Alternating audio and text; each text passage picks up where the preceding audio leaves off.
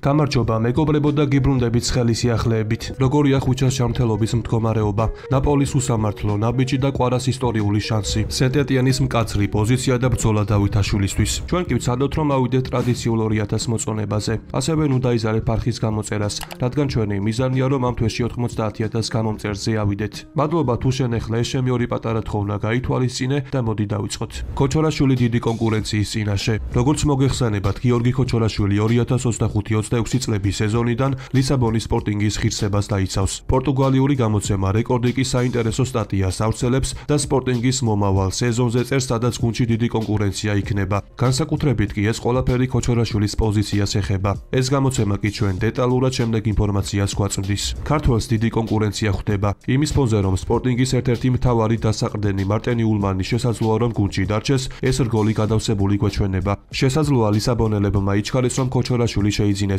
ამ ფეხბურთელების გარდა კი მთავარ მწვრთნელ რუი ბორხეს, ზენო დებასტი, ჰიდემასა მორიტა და დანიელ ბრაგანს ახავს. ახალი სეზონიდან კი გუნდში მართლაც დიდი კონკურენცია იქნება. ამიტომ ნახოთ გაუმკლავდება თუ არა ამ ყველაფერს გიორგი ქოჩორაშვილი. წერია გამოცემაში. მამარდაშვილის მიმართვა ბოლო შეხვედრის შემდეგ. ცოტა ხნის წინ მამარდაშვილმა ვალენსიას მაისურით ბოლო შეხვედრა ჩაატარა. კერძოდ ესპანეთის ლა ლიგის დასკვნით ტურში ვალენსია ბეტი შეხვდა და შეხვედრა ფრედ 1-1 მორჩა. შეხვედრის დასრულების შემდეგ კი ქართველმა მეკარემ ინსტაგრამის საკუთარ გვერდზე პოსტი გამოაქვეყნა და გულშემატკივრებს შემდეგი სიტყვებით მიმართა. სეზონის ბოლო თამაში ვალენსიაში. მადლობა ყველას ვინც იდგა ჩემს გვერდით ამ რთულ გზაზე. მალე შევხვდებით ახალ ჰორიზონტზე ახალი თავგადასავლებით, რომლებიც დარწმუნებული ვარ რომ ძალიან საინტერესო იქნება, განაცხადა მამარდაშვილმა. მე კი შეგახსენებთ რომ ზაფხულში მამარდაშვილი მესტალიას დატოვებს და ლივერპულს შეუერთდება. გიორგის თქმით კი ის ენფილდზე სათადარიგო და სკამზე დასაჯდომად არ მიდის და მზადაა რომ ალიცონს კონკურენცია გაუწიოს. ლიგა 1-დან გავარდნის მიუხედავად სენტ-ეტიენი გუნდის ლიდერები სურიკო დავითაშვილისა და ლუკას სტასენის გაყიდვას არ აპირებს. ამის შესახებ ავტორიტეტული ფრანგული გამოცემა ფუტმერკატო იტყობინება.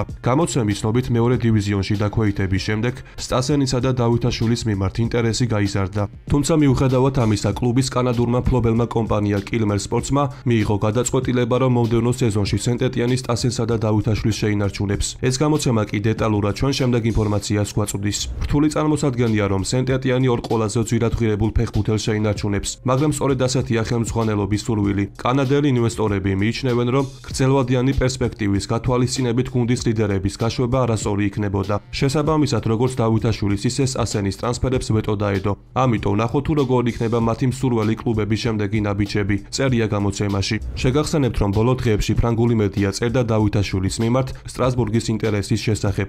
ასევე თურქულ მედიაში იწერება რომ ქართველი ფეხბურთელის გადაბირებით ტრანსბოსპორი ინტერესდება. სწორედ ამასთან დაკავშირებით კიდევ ერთი ძალიან საინტერესო ინფორმაცია გავრცელდა. კერძოდ ლა გაზეტა ჯის ინფორმაციით, საფხულის სატრანსფერო ფანჯარაზე დავითაშვილის შეძენას თურქული გალათასარაი შეეცდება. ისინი მზად არიან დავითაშვილის თაობაზე სენტ-ეტიენს ოფიციალური შეთავაზება გაუკეთონ. ხოლო გავრცელებული ინფორმაციით, გალათასარაი ზურიკოს იმაზე სამჯერ მეტ ხელფასს მისცემს, ვიდრე მას სენტ-ეტიენში აქვს. ამიტომ მივყვეთ მოვლენების განვითარებას. როგორც მოგეხსენებათ, კვარაცხელია მორიგი ტიტული იზეიმა. კერძოდ საფრანგეთის თასის ფინალში პარი სენ-ჟერმენი რეიმს დაუპირისპირდა და მარტივად 3-0 დაამარცხა.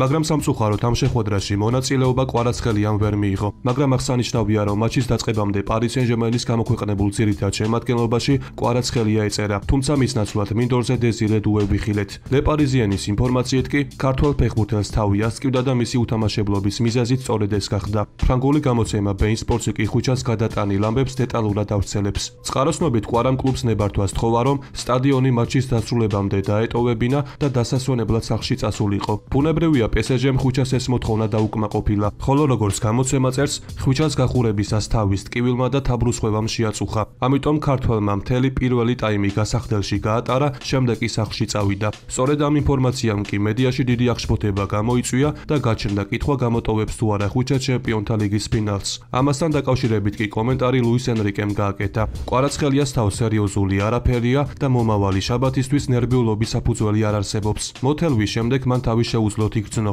ამიტომ გადავწყვიტეთ რომ არ გაგვერისკა და შინ წასვლის ნება დავთეთ. კვარაცხელია კი სამშაბათს ვარჯიშზე იქნება, განაცხადა პარი სენ-ჟერმენის თავკაცმა. შესაბამისად, ენრიკეს სიტყვებიდან გამომდინარე შეგვიძლია ვიმსჯელოთ რომ ყველაფერი კარგათაა და ხვიჩას 31 მაისს ჩემპიონთა ლიგის ფინალში ვიხილავთ. ხოლო სანამ ჩემპიონთა ლიგის ფინალი მოვა, კვარაცხელიას თავს კიდევ ერთი მნიშვნელოვანი და ამავდროულად სამწუხარო ფაქტი დაფიქსირდა. როგორც მოგეხსენება, ცოტა ხნის წინ ნაპოლიმ სკუდეტო მოიგო, ხოლო ხოლო სერიას და ნაპოლის ერთობლივი გადაწყვეტილებით ეს ჯილდო კვარაცხელიას არ გადაეცა. ამ ფაქტს კი რა თქმა უნდა მედიაში დიდი გამოხმაურება მოჰყვა. იტალიური პრესა კი კვარაცხელიას შესახებ წერს და ცდილობს გაარკვიოს რამდენად არის ამ ტიტულში ქართველი შემტევის როლი. კერძოდ ცნობილი იტალიური გამოცემა Tutto Mercato Web-ი შემდეგ კომენტარს აკეთებს. კვარაცხელიას მხოლოდ ერთი წრე დასჭირდა იმისთვის, რომ უკეთესი შედეგი დაეფიქსირებინა ვიდრე დავით ნერეშ მთელი სეზონი ჰქონდა. ქართველი ჩემპიონი, რომელმაც ნაპოლი იანვარში დატოვა და კარიერა პარიზში გააგრძელა, თებერვლიდან PSG-ს რიგებში კიდევ უფრო უკეთესად გამოიყურება. თუმცა ეს უკვე სხვა ისტორია და არ ეხება იმ ნაპოლის, რომელმაც 2022 წლის ზაფხულში ლორენცო ინსინის შანაცვლება საუკეთესოდ მოახერხა. კვარაცხელი ალბათ დე ლაურენტისის მენეჯმენტის საუკეთესო ინტუიცია იყო. სერიაში გუნდის წარმატებაში შეტანილი წვლილის, ტრანსფერის ღირებულებისა და დებიუტის ეფექტიანობის გათვალისწინებით არავინ ამის ხუჩას მსგავსად ასეთ გავლენის მომხდენ შედეგს ასე სწრაფად მიაღწია. კვარაცხელია დაასახელეს სერიას საუკეთესო ფეხბურთელად პირველივე სეზონში. ხუჩა ნეაპოლში 2 სეზონნახევარი დარჩა და როგორც ემოთ აღნიშნეთ, მან ანტონიო კონტეს სქემაში დიდი როლი ითამაშა. თუმცა ისიც უნდა ითქვას, რომ სწორედ მან საკუთარი ტრანსფერის სეზონის შუაში გუნდის სტაბილურობა საფრთხე შეუქმნა.